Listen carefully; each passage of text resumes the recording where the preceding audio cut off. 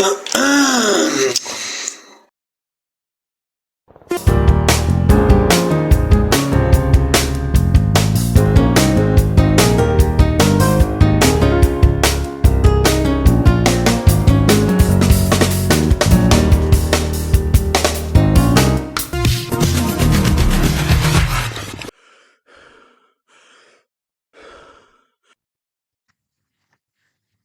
is Monsters vs. Aliens.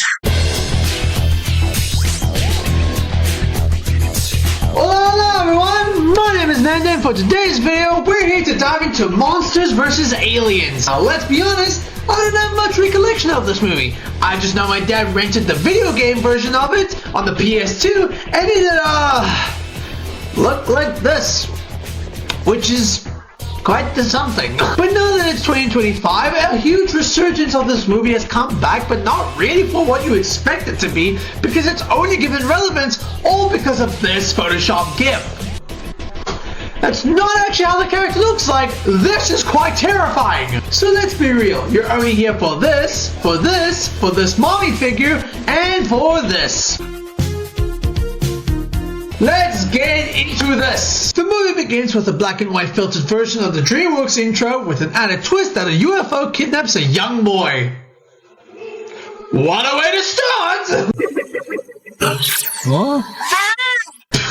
Did they not have any child around to voice this character for the scene? Listen to the voice again and you can hear a grown man's voice and a young boy's scream afterwards. Huh? You see what I mean? Completely different people. A flying meteor is reaching towards Earth, and then we get shown one of the quickest movie towel scenes that I've ever seen. Like, you just see the towel for a split second, and then the movie's like, get the hell out of here. We meet our first main character named Susan, who gets woken up by her besties as she has to get ready for a wedding for a guy named Derek. They discuss their plans for the honeymoon, where Derek has to break the news to Susan that they're not actually going to France as she was hoping for, as they're actually going to go spend their honeymoon in Fresno, which is in California, as Derek receives a big job opportunity at a news station there. Now look, about Paris. Oh, it's okay.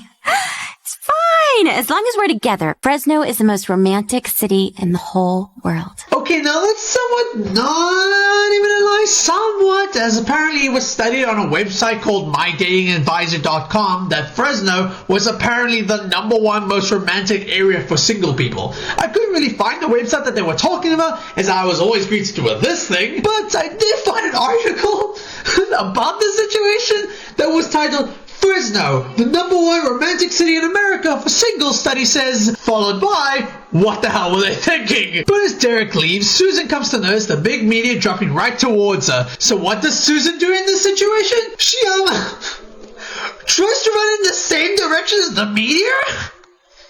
What? Huh? You saw a flying meteor coming near to your direction, and instead of you did not have any thought process going into that, did you? So the meteor hits Susan, with Susan miraculously surviving, as one does when a meteor literally drops from your body from freaking space.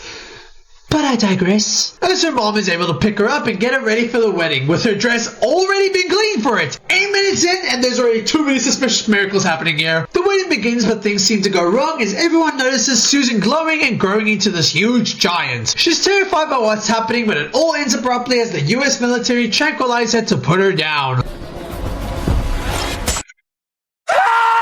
She then wakes up being placed in a government facility, with the government somehow funding an outfit that fits her giant size. And how does that work, you may ask? Drew, take it away. It only a movie. Thank you. Let's move on. And this is where she meets the other main characters of Dr. Cockroach, the Missing Link, the Insectosaurus, and the best character of all, named Bicarbonated, but also benzoyl bicarbonate.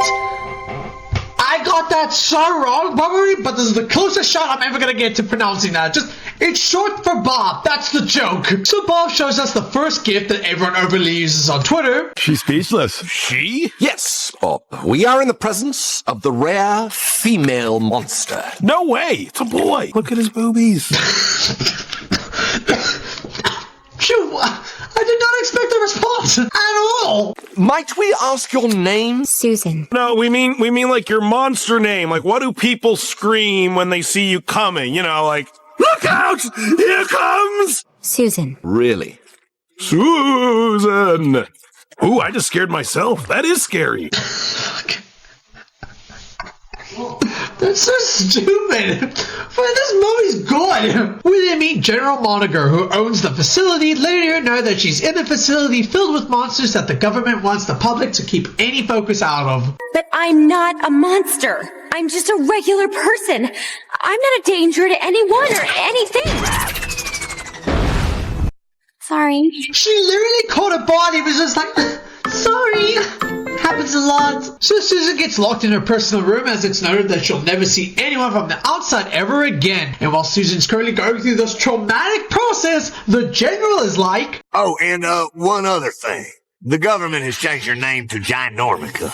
Christ, they're really taking everything from her. Like, hello, lovely to meet you. Just so you know that your kids, your friends, your family, your partner, and we've changed your government name to something that we thought of on the spot. Enjoy! Back in space we meet Gallaxhar, who is then noted that this powerful meteor has then landed on Earth and he has his sights to retrieve it. So he sends in his giant robot to land on Earth, which interrupts this couple that were about to do the dirty, I believe. The couple go to investigate the matter but end up being vanquished. This gets the attention of the President of the United States, who goes up to confront the giant robot and goes on to do the most legendary thing that you've all been waiting for.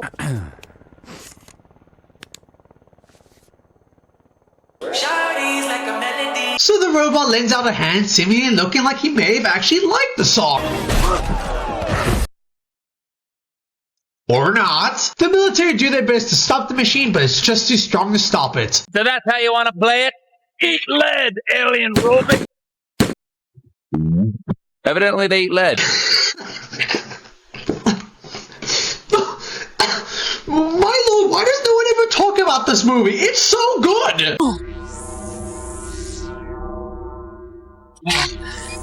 You really had your own animators go into mere detail on designing that scene, eh? And it's in this room where all government people are discussing how they're going to tackle this robot situation. Transport the United States to a safer planet. I say we give this alien a green card and make him proud to be an American. That is the most American thing I've ever heard. But General Moniger goes in to suggest that they can take down the robot with all the monsters that they've kept in the facility. Insectosaurus was a normal bug up until nuclear radiation grew its size and started attacking in Tokyo. Something Godzilla reference. The missing link is a prehistoric 2,000-year-old fish-ape hybrid. Dr. Cockroach was a scientist turned cockroach after an experiment gone wrong. B.O.B was an experiment made from an experiment that makes him an indestructible ball of goo. And it's only now that this came to my attention to notice that General Moniger has a picture of Shrek in his jacket. So is it really canon that General Moniger kept Shrek captive in his facility? I gotta know this because I gotta ask, which Shrek did he take? I hope it was this one. General, I propose we go forward with your monsters versus aliens idea. It's been a month and Susan is still manifesting that she'll escape from this place and go back to her normal size. Nobody's leaving. Nobody's ever getting out. Good news, monsters! You're getting out! Until today. So they head off to San Francisco, being tasked to fight off against the robots. Wow! Would you look at the size of that? I got him, you guys! I got... Don't worry, I won't let go! I'm wearing him down! He's literally the best character in this movie. So the robot tries chasing after Susan, so in a last-ditch effort, Susan just roller skates on cars! Sure, why not? Dr. Cockroach would devise a plan to try and launch the missing link to the robot to help detach its program. Hey guys! Catch me! Or that happens. The robot tries to fight Susan over the Golden Bridge and try to take her out, but luckily Susan has her muscle mommy powers to help overpower the robot. Wow! You're doing great! I'm doing everything! It's so bad for Susan. But this is such a good bit. We have to get these people off the bridge! Got it! No, watch! Move the dividers! Oh, yeah!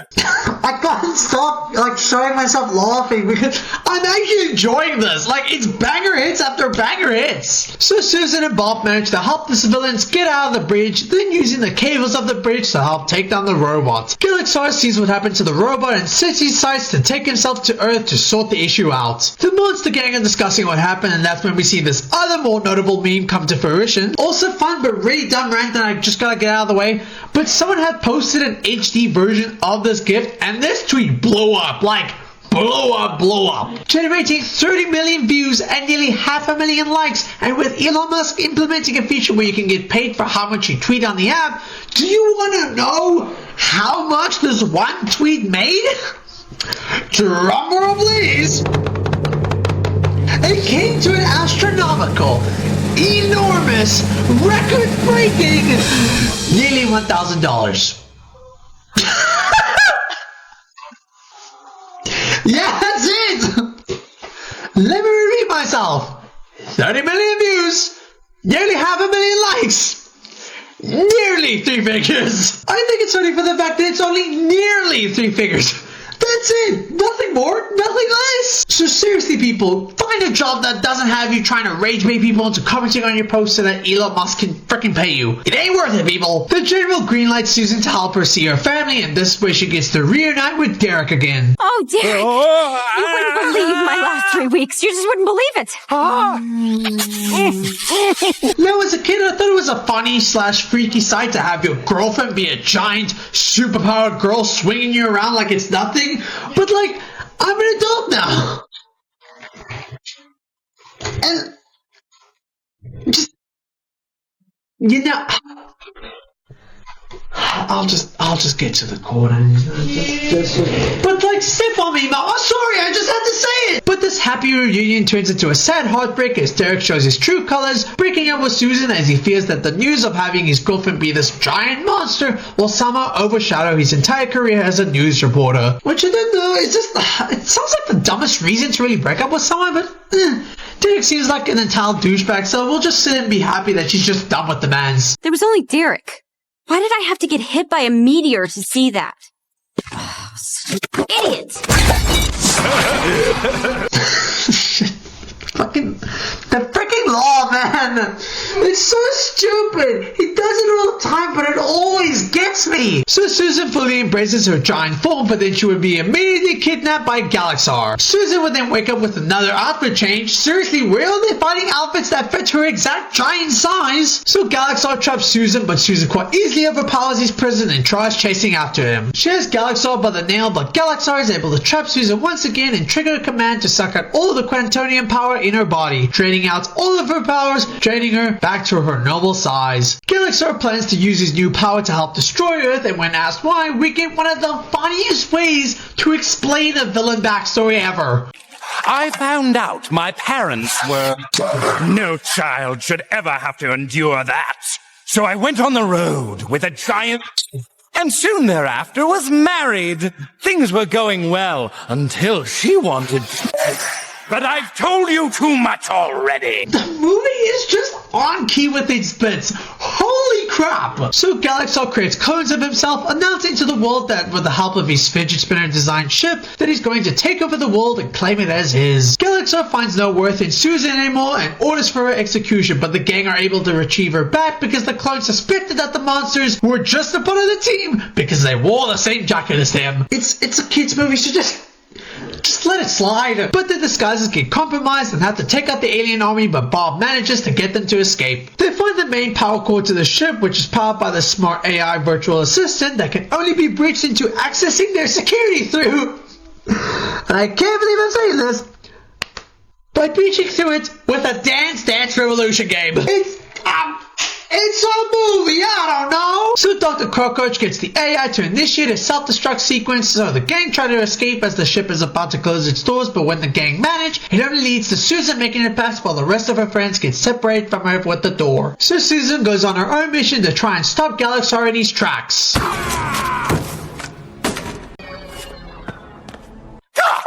Are you crazy? You could have killed me!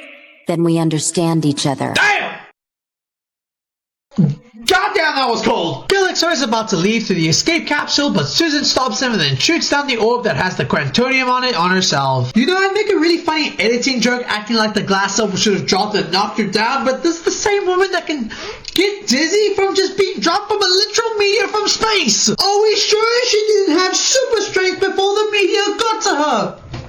Sorry. The monster gang are in the moment of accepting their inevitable death up until Susan goes to save them, dropping out of the ship and getting saved by General Moniger. 3, Come on! 2, 1. Nothing happened. Maybe my count. So our heroes save the day and get greeted by the civilians cheering for them for their heroic act. Oh, Susan, ever since you were a baby, I knew that someday you would, save the Earth from an invasion from outer space. I don't know what this movie has done to me, but their dry humor is so on point. So Derek comes back trying to patch things up, but only just for the sake of boosting his career. But Susan saw right through him and embarrasses him in front of the crowd, leaving Susan and Bob for some reason to be done with him. Derek, you are a selfish jerk. And guess what? I've met someone else. She's lime green. She has 14 little chunks of pineapple inside of her. And she is everything I deserve in life. It's over. Hall of Fame. Put this character in the Hall of Fame. This Bob should have been given the same love as Shrek. I don't care. Find a Bob in your life. Cherish him forever in your life. So the gang gets note of a giant snail headed towards Paris, so they head off going after it. Goodbye, Derek. Good luck getting over me. Bob, it's me he's never gonna get over. Wait. You were dating Derek too? That two-timing jerk. Sure, why not? Good stuff. And that was Monsters vs. Aliens. This was such a good movie. Like, all the characters are such a bomb. It's funny. The timing with bits are somewhat always nailed correctly. I had so much fun watching this, and it's such a shame that a sequel never came with this. But what about the TV show? We are not talking about that. Thank you guys so much for watching. Subscribe now if you'd like to see more content like this. And even though Monsters vs. Aliens was a fun movie to watch, I'm hoping that the next movie review I do will be something different other than watching something related to a villain who lives in a big ship in outer space and has to be taken down by some humans and their non-human psychics. Oh, fuck!